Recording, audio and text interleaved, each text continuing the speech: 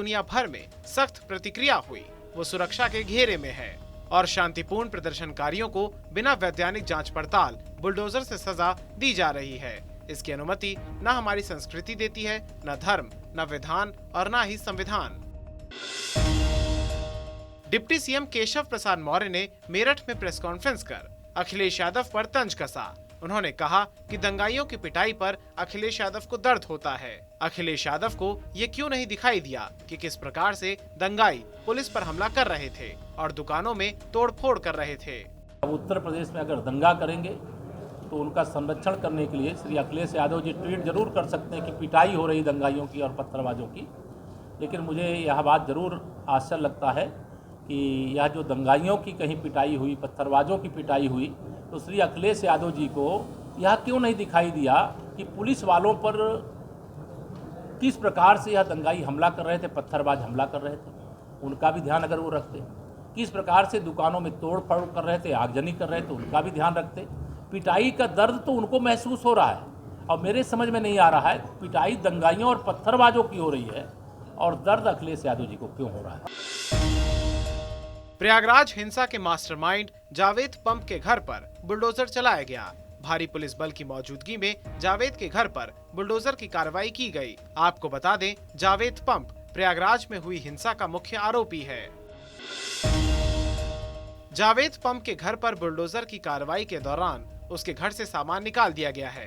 PDA ने उसे मकान खाली करने के लिए आज सुबह 11 बजे तक का समय दिया था, जिसकी समय सीमा खत्म होने के बाद उसका घर ध्वस्त करने की कार्रवाई शुरू कर दी गई। बुलडोजर की कार्रवाई के दौरान मास्टरमाइंड जावेद पंप के घर के आसपास का इलाका छावनी में तब्दील हो गया। इस दौरान पूरे इलाके को पुलिस फोर्स ने चारों तरफ से घेर लिया। ध्वस्तीकरण की कार्रवाई के दौरान कोई विरोध न कर सके, इसलिए पूरी तैयारी की गई। वहीं छतों से भी पुलिस निगरानी कर रही है। कांग्रेस नेता सचिन पायलट ने लखनऊ में प्रेस कॉन्फ्रेंस कर बीजेपी सरकार पर करारा हमला बोला। उन्होंने कहा, पिछले 7-8 साल में सभी संस्थाओं को दुरुपयोग किया गया है। बीजेपी सरकार के खिलाफ कांग्रेस पार्टी का नेतृत्व आवाज उठाता है तो सीबीआई, ईडी, आईटी का दुरुपयोग करके आवाज को दबाया जाता है। उन्होंने आगे कहा कि डरने वाले नहीं हैं, न पीछे हटने वाले हैं। आगे उन्होंने कहा कि नुपुर शर्मा पर दूसरे देशों के दबाव पर कार्रवाई हुई। अगर ये कार्रवाई विपक्ष के दबाव में होती तो अच्छा होता। पिछले 7-8 साल में ऐसी कोई एजेंसी नहीं है, ऐसा कोई तंत्र नहीं है, ऐसी कोई संस्था नहीं है जिसका दुरुपयोग ना किया गया हो। नेशनल हेराल्ड के नाम से जो अखबार चलता था उस पर कुछ आरोप लगाए गए थे और सभी बातों का पूरा विवरण कांग्रेस पार्टी की तरफ से रखा गया।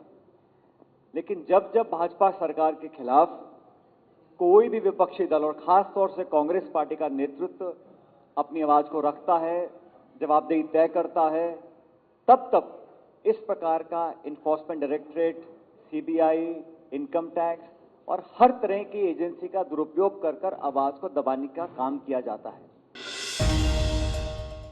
जुमे की नमाज के दिन हुए दंगों के बाद यूपी में अब तक कुल 306 लोगों को हिरासत में ले लिया गया है। इसके अलावा पुलिस लगातार आरोपियों की तलाश कर कार्रवाई कर रही है। यूपी में हुई हिंसा के बाद पुलिस अलर्ट मोड में है। ऐसे में उन्नाव में पुलिसकर्मियों ने दंगा नियंत्रण करने का अभ्यास किया। इस दौरान पुलिसकर्मियों को आंसू गैस के गोले फेंकने का तरीका बताया गया। वहीं पुलिसकर्मियों ने बलवा नियंत्रण ड्रिल का अभ्यास भी सीखा। पूरी रिहर्सल उन्नाव के दही थाने में हुई। उत्तराखंड के मुख्यमंत्री पुष्कर सिंह धामी देहरादून में ऊर्जा विभाग के कई प्रोजेक्ट्स का उद्घाटन किया।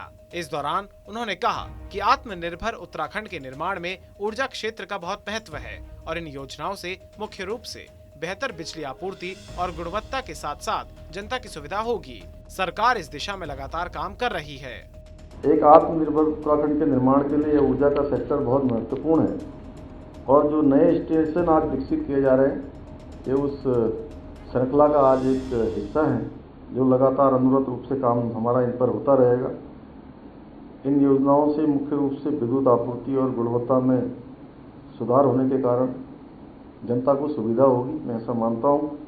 इसके लिए हमें इस गर्मी के मौसम में मैं विभाग से अपेक्षा रखता हूँ कि जहाँ रोस्टिंग करना बहुत महत्वपूर्ण है उसको हम लोग क्योंकि मजबूरी है, उसमें हम बहुत कुछ नहीं कर सकते हैं, क्योंकि हमारी एक सीमाएं भी हैं, राज्य को भी चलाना है, सब जगह बैलेंस भी करना है।